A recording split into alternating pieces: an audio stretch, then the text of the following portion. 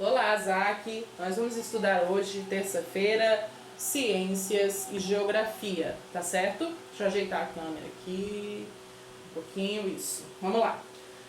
A gente está quase terminando a unidade 1, então a gente está numa semana mais de revisão, né? E aí, em ciências, a gente ainda está estudando sobre a poluição do ar, suas consequências, como isso ocorre. Você já deve estar bem craque no assunto, né? E estamos também estudando sobre o sistema solar, especificamente sobre o planeta Terra e tudo mais. Aí esse assunto já é bem no finalzinho da unidade 1. Eu imagino que você já tenha respondido as atividades da página 13 e 14 do seu livro de geografia. Se você não respondeu ainda, responda. Atualize os seus livros, certo? A página 12, se eu não me engano, você já fez também, tá? Que está falando sobre o sistema solar. E aí a gente vai fazer uma revisão sobre isso, né? A gente vai ver ali. Deixa eu ver. Estudamos sobre o planeta Terra, é o terceiro planeta no sistema solar. Estudamos sobre o próprio sistema solar. Vamos lá, eu vou pegar aqui algumas perguntas de revisão para ir explicando, para você se lembrar para poder fazer o teste, tá certo? Basicamente é uma revisão do assunto, porque depois segue ali a segunda unidade. E aí a gente vai entrar na segunda unidade nos próximos dias, certo? Então vamos lá. O que é o universo, né? O que nós já vimos a respeito. O que é o universo? O universo é um conjunto de todas as coisas que existem ou que se crê existirem no tempo e no espaço. Tudo que existe, que envolve o nosso planeta, todas as galáxias, as constelações, todos os astros, estrelas, planetas e satélites naturais, tudo isso envolve o universo. E é disso que o universo é formado, de tudo que existe, tá certo? Então é isso é o universo. Nós estamos dentro de um sistema solar que fica na Via Láctea, que é o nome da nossa galáxia, que tem 8 planetas que giram em torno da estrela que nós chamamos de Sol. O nosso planeta é o terceiro mais próximo do Sol e é o único comprovadamente que possui vida, certo? Sabemos que a Terra gira em torno do Sol e faz dois movimentos diferentes, que são os movimentos de rotação e translação, ok? O movimento de rotação é o movimento que a Terra faz em torno de si própria, que dura 24 horas. O movimento de translação é o movimento que a Terra faz ao redor do Sol, que dura um ano, ou seja, 365 dias, e a Terra faz esses dois movimentos, que definem os dias, as horas e os anos, certo? A Terra tem um satélite natural que nós chamamos de Lua, ok? E a Lua gira em torno da Terra, que é um planeta. Então, os satélites naturais são os astros que giram em torno dos planetas. E os planetas, por sua vez, são os astros que giram em torno de uma estrela. Então a Terra é um planeta porque ela gira em torno do Sol. A Lua é um satélite da Terra porque ela gira em torno da Terra. E aí vai uma informação interessante sobre a Lua, é que ela funciona como se fosse um imã.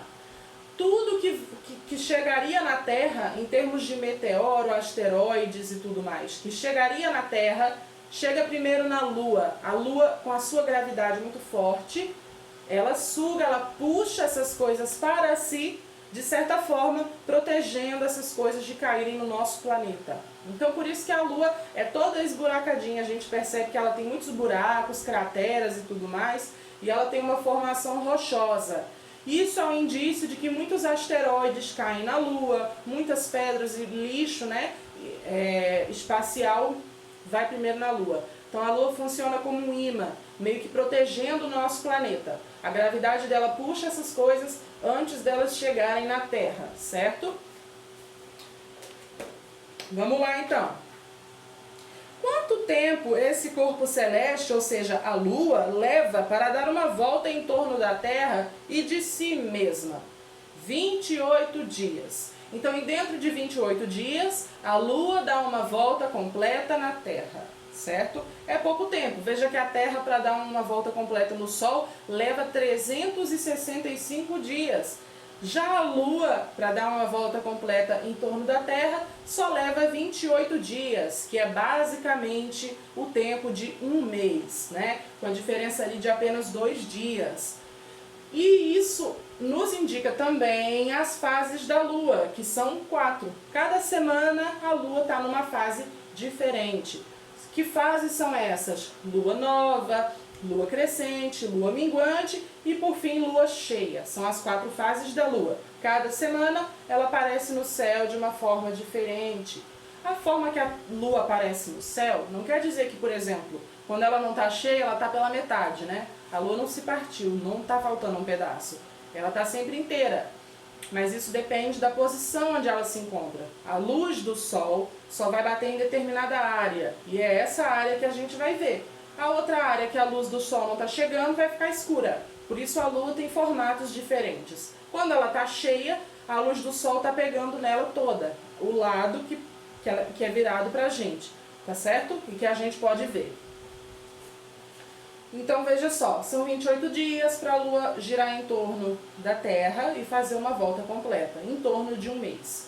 A partir do momento que a Lua fez sua volta completa, ela vai reaparecer e novamente recomeçar o seu ciclo de fases e todo mês isso acontece, ok? Então é basicamente um tempo de um mês, esse é o ciclo da Lua. Isso define move a gravidade da Terra, é a Lua que define as marés dos oceanos, e tudo mais. Tudo depende da gravidade da Lua. A Lua puxa a Terra para si e a Terra puxa a Lua para si, ao mesmo tempo que também se afastam. Então há um equilíbrio de gravidades que faz com que a Lua não se perca da Terra, né? Não vá se afastando infinitamente, até porque se isso acontecesse, a vida na Terra ficaria mais difícil, porque nós também dependemos da Lua, né? Para que haja vida na Terra, a Lua também é importante.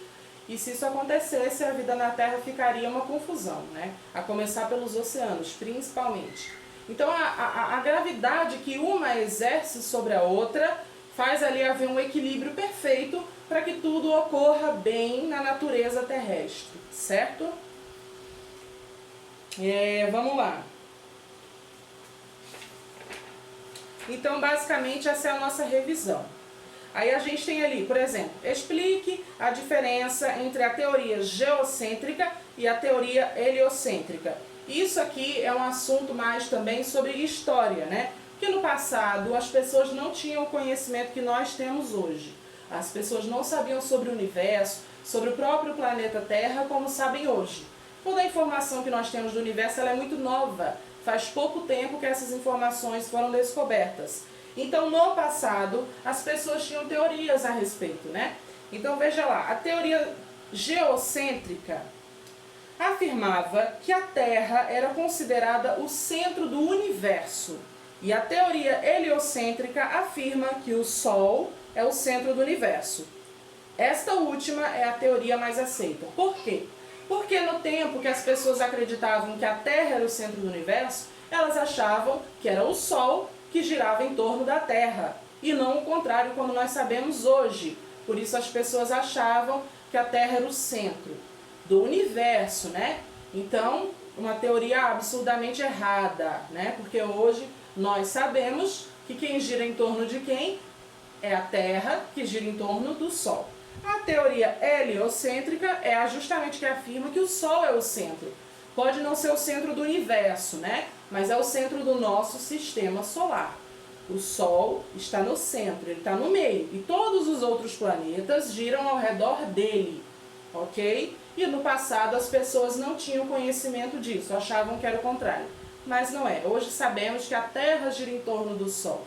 Que quando o Sol está nascendo e está se pondo, na realidade não é ele que está se movendo. É o nosso planeta que está girando e por isso a gente tem a impressão que o Sol está indo embora e voltando todo dia, tá bom? Como as pessoas naquele tempo não tinham como observar o universo, não havia objetos e equipamentos que pudesse haver ali a possibilidade de visualização dos planetas, as pessoas se baseavam nas impressões que tinham. Então, se você perceber ali o sol se pondo e o sol nascendo todo dia, você vai ter uma impressão de que é ele que está se movendo, né? A gente pensa isso a princípio. Porém, quando a gente vai estudar e quando foram criados equipamentos específicos para observar o universo, perceberam que, na verdade, é a Terra que está girando. É completamente o contrário. Alguns cientistas dessas épocas passadas, eles notaram isso. Eles notaram que era o Sol que estava lá parado e que quem se movia era a Terra. Porém, a maioria das pessoas não aceitava isso. Queriam afirmar que a Terra era o centro.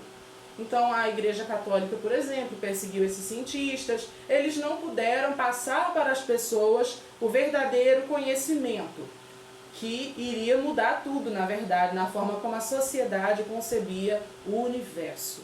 As pessoas não aceitaram, esses cientistas foram perseguidos e não puderam falar sobre as suas teorias.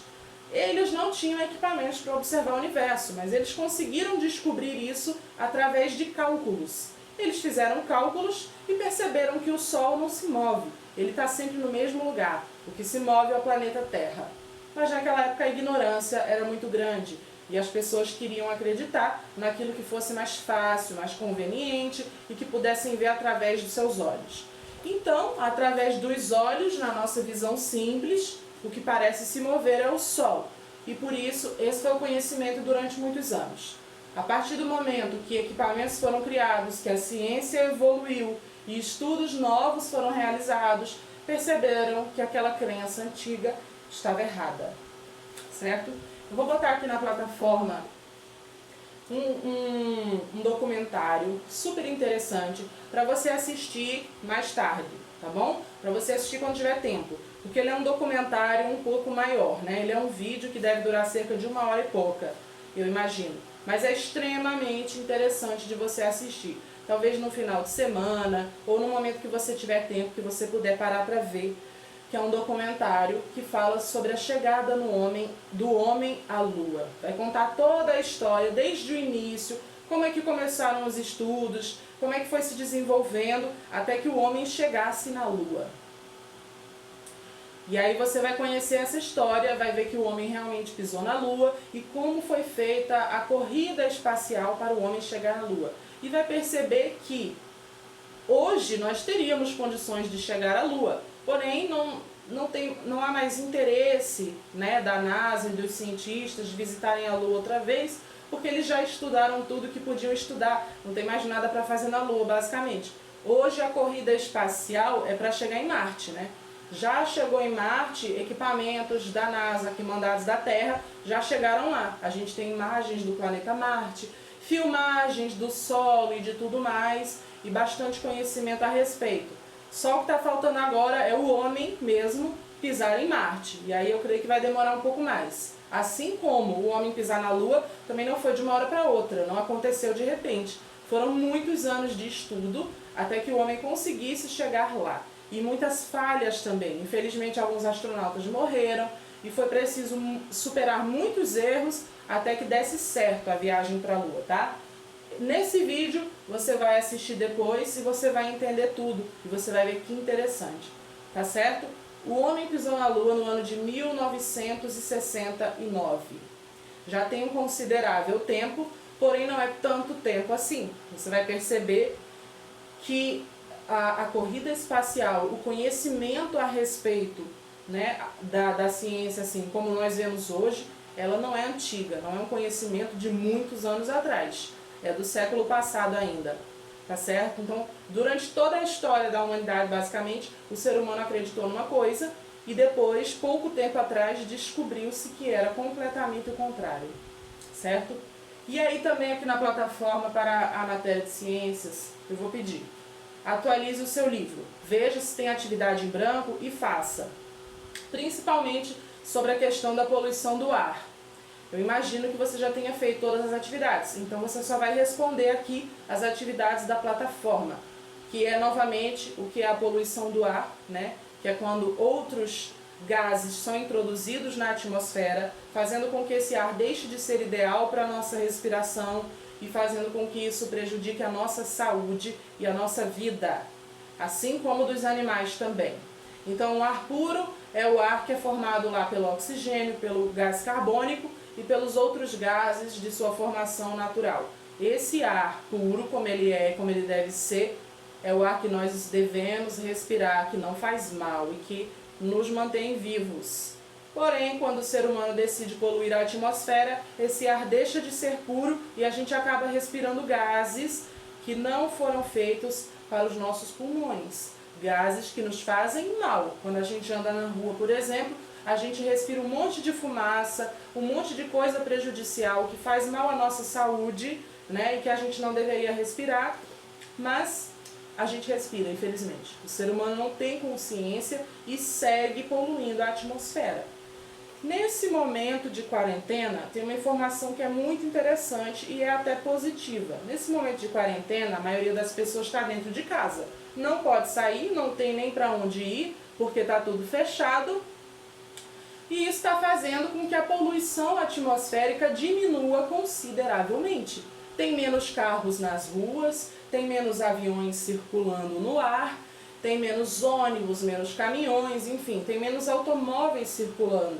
Isso faz com que o ar esteja se recuperando de certa forma. A camada de ozônio, nesse momento de quarentena, está se recuperando, né? A gente sempre ouviu que a camada de ozônio, que é uma camada da atmosfera da Terra, ela tem um buraco enorme. E isso é prejudicial, porque os raios solares, ao passarem por esse buraco, por essa camada, vamos dizer assim, furada, eles chegam diretamente a nós, o que nos faz mal. A camada de ozônio é uma espécie de proteção que tem sobre a Terra, fazendo com que a luz solar não chegue diretamente aqui, entendeu? Porque a luz solar é muito forte e faz mal para a pele, faz mal para a saúde. Então a camada de ozônio é uma proteção. Nesse momento da quarentena, a camada de ozônio está se restaurando. Tudo bem que isso é um fenômeno natural. De tempos em tempos, ela se restaura de alguma forma, porque a natureza é muito sábia. Porém, não é coincidência que ela esteja se recuperando nesse momento em que o ser humano está mais parado e está dentro de casa. A gente percebe que a natureza está reagindo de forma positiva. No momento que a gente parou, né, que a vida parou, que a gente parou de sair de casa e parou de ir para os campos, no momento que a terra parou, a natureza respondeu. É como se a natureza estivesse respirando, aliviada, porque a ação humana diminuiu consideravelmente. No que a ação humana diminuiu, a natureza ficou mais livre para existir. Muitos animais se sentiram livres para passear, para sair dos lugares onde eles costumavam ficar escondidos e se sentiram à vontade, porque o contato humano diminuiu muito. E dentro disso, a camada de ozônio, né, a atmosfera se recuperando. O ar que nós vamos respirar por agora vai ser um ar mais limpo do que o ar que nós costumamos respirar quando tem muitos automóveis e quando tudo está funcionando normalmente. A gente vê menos carros, então tem menos fumaça, menos indústrias funcionando, menos fábricas trabalhando de portas fechadas, então menos poluição. Isso faz com que a atmosfera se restabeleça, com que o ar que a gente respira fique naturalmente mais limpo e faça menos mal à nossa saúde. Então essa é uma informação interessante, vamos fazer atividades sobre isso e vamos pensar que a atividade humana basicamente é o que destrói a natureza, é o que destrói a atmosfera. E a poluição do ar é terrível para a nossa própria saúde. Devemos ajudar a poluir cada vez menos a natureza, porque nós dependemos dela para viver. E também pensar nos animais que dependem da natureza, são os primeiros a ser prejudicados, porque eles não podem se defender, eles não podem se cuidar sozinhos. Então quando a gente destrói a natureza, eles são os primeiros afetados, ok? Então é isso, a nossa aula de hoje. Eu vou ficando por aqui. Faça as atividades aqui na plataforma, responda tudo, ok? E se você tiver alguma dúvida, você pode entrar em contato comigo, tá bom? Um beijo e até amanhã!